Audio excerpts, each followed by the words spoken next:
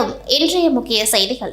புதுச்சேரி மாநில காமராஜ் நகர் சட்டமன்ற தொகுதி பாஜக தலைவர் கார்த்திகேயன் அவர்களின் பிறந்தநாளை முன்னிட்டு ஸ்ரீ மணக்குள விநாயகர் ஆலயத்தில் ஐயனுக்கு அபிஷேக அலங்கார அர்ச்சனை செய்து பக்தர்களுக்கு அன்னதானம் வழங்கப்பட்டது. அதனைத் தொடர்ந்து சாரம் அரசு தொடக்கப்பள்ளியில் மாணவர்களுக்கு நோட்டு புத்தகம் இனிப்பு வழங்கி சட்டமன்ற உறுப்பினர் ஜான்குமார் எம்எல்ஏ அவர்கள் கரங்களால் சாரம் ஸ்கைசெட் ரவி என்கின்ற ராஜாராம் முன்னிலையில் 150 மாணவர்களுக்கு வழங்கப்பட்டது. அண்ணா சாலையில் உள்ள சாலை விநாயகர் ஆலயத்தில் ஐயனுக்கு அபிஷேக அலங்கார ஆராதனை செய்து கட்சியின் நிர்வாகிகள், தொண்டர்கள், நண்பர்கள் என அனைவரும் கலந்து கொண்டு சிறப்பித்தனர். இதில் காமராஜர் நகர் தொகுதி பொதுச் செயலாளர் சுகுமாரன், செந்தில்குமார், கிருஷ்ணா நகர் வார்டு பொறுப்பாளர் அருள்பாபு, முழுநேர ஊழியர் செல்வகுமார், தொகுதி துணைத் தலைவர் கோபி, செயலாளர் கணேஷ், மாவட்ட பொறுப்பாளர் ஜி.கே. சரவணன், தொகுதி ஓபிசி தலைவர் சுவாமிநாதன், மோகன சுந்தரம், இளவரசன், ராஜா, வேலு, விஜய், விமலா ஆகியோர் விழாவில் கலந்து கொண்டு விழாவினை சிறப்பித்தனர்.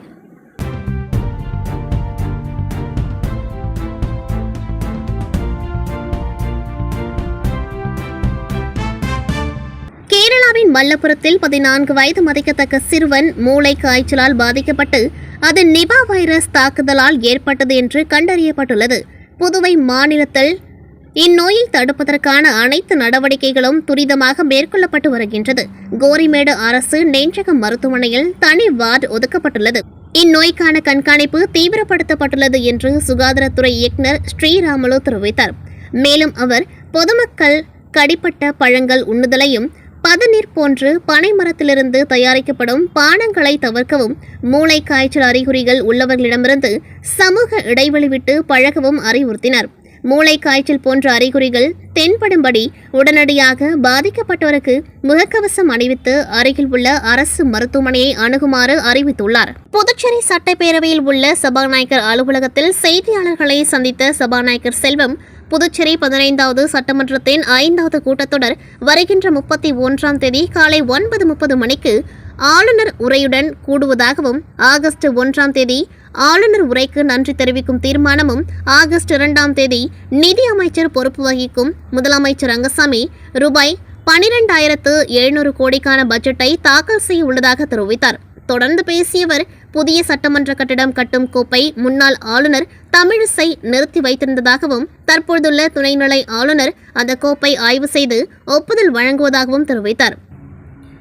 மேலும் மத்திய அரசு ஒதுக்கும் நிதியை மாநில அதிகாரிகள் முழுமையாக செயல்படுத்தவில்லை என்றும், மத்திய ஜல்சக்தி திட்டத்தில் 33 கோடி வாங்கியதில் 1 கோடி மட்டுமே செயல்படுத்தி 32 கோடியை திரும்ப அனுப்பிவிட்டதாகவும், தற்பொழுது காகிதமில்லாத சட்டப்பேரவைக்கு மத்திய அரசு 8.16 கோடி ரூபாயை ஒதுக்கியுள்ளது.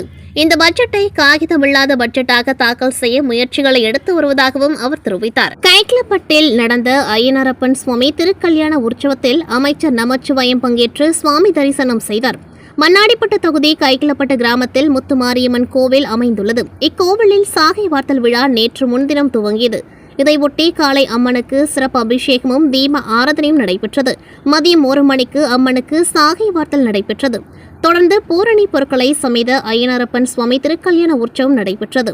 இதில் தொகுதி எம்எல்ஏவும் அமைச்சருமான நமச்சிவாயம் உள்ளிட்ட திரளான பக்தர்கள் மற்றும் பொதுமக்கள் பங்கேற்று சுவாமி தரிசனம் செய்தனர்.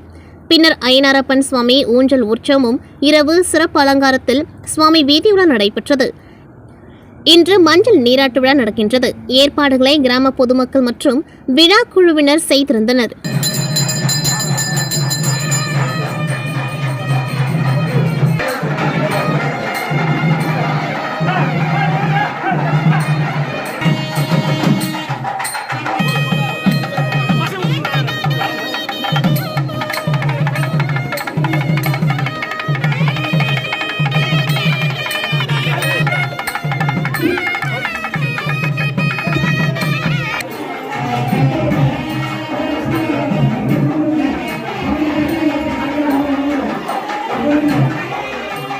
புதுச்சேரி மங்கலம் தொகுதி கணுவாப்பேட் கிராமத்தில் 35 லட்சம் மதிப்பீட்டில் 100 நாள் வேலை திட்டப் பணியை வேளாண் துறை அமைச்சர் தேனி ஜெயக்குமார் துவக்கி வைத்தார்.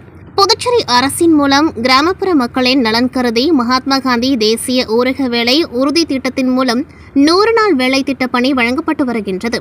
இதன் ஒரு பகுதியாக மங்கலம் தொகுதிக்குட்பட்ட கணுவாப்பேட் கிராமத்தில் உள்ள சங்கராபரணி ஆற்றின் கரையை பலப்படுத்துதல், பணிக்காக மகாத்மா காந்தி தேசிய ஊரக வேலை உறுதி திட்டத்தின் மூலம் 35 லட்சம் மதிப்பீட்டில் 100 நாள் வேலை திட்ட பணியை தொகுதி சட்டமன்ற உறுப்பினரும் வேளாண் துறை அமைச்சருமான தேனி ஜெயக்குமார் பூஜை செய்து பணியை துவக்கி வைத்தார்.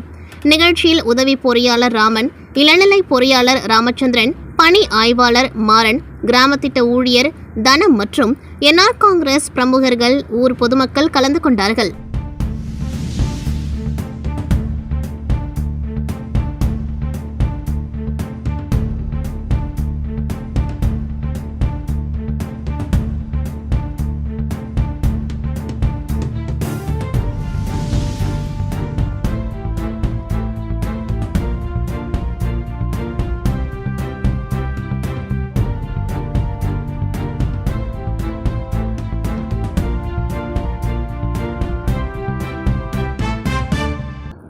காரைக்காலில் பிரசித்தி பெற்ற புனித சந்தன மாதா பேராலயத்தின் ஆண்டு திருவிழா இன்று கொடியேற்றத்துடன் தொடங்கியது.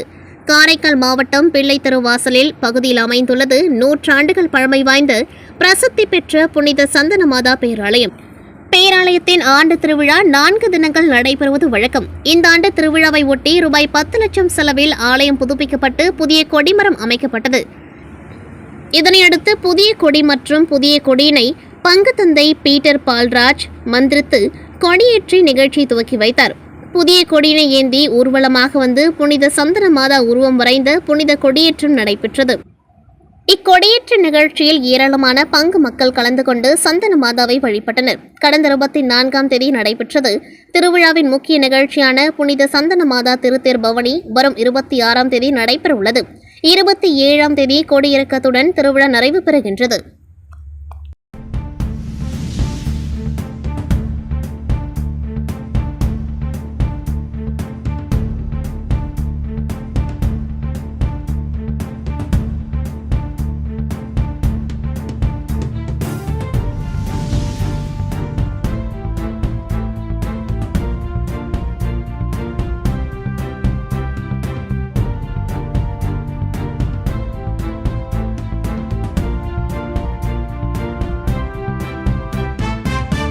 புதுச்சேரி மகாத்மா காந்தி வீதியில் வேதபுரீஸ்வரர் கோவில் உள்ளது.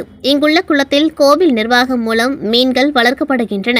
கடந்த சில நாட்களுக்கு முன்பு நிர்வாகம் மூலம் எந்தவித ஒப்பந்தமும் பெறாமல் விதிமுறைகளை மீறி கோவில் குளத்தில் மீன்களை சிலர் பிடித்து சென்றதாக புகார் எழுந்தது.